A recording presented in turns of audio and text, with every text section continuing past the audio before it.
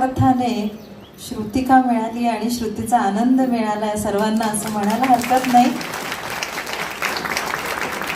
सगळ्यांच्या मनातलं सांगते श्रुती, तू थांबूच नाही असं वाटत होतं. इतकी गोड गात होती आणि पद्मनाभा नारायणा कमलाकरा आणि हरी नारायणा जणू काही सगळे देव इथे विराजमान झाल्यासारखं भावविश्व तयार झालं होतं.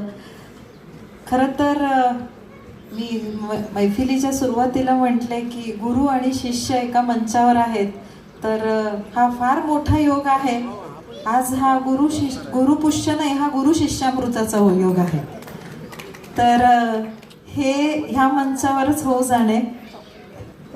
राग मिया की तोडी ती गायली आणि हा महाराज तानसेनांचा राग आहे आणि तानसेनांनी त्यांच्या पूर्ण अमोघ वाणीने हा वळवलेला राग आहे, आळवलेला राग आहे, म्हणून त्याला मिया की तोडी असं म्हटलं गेलं.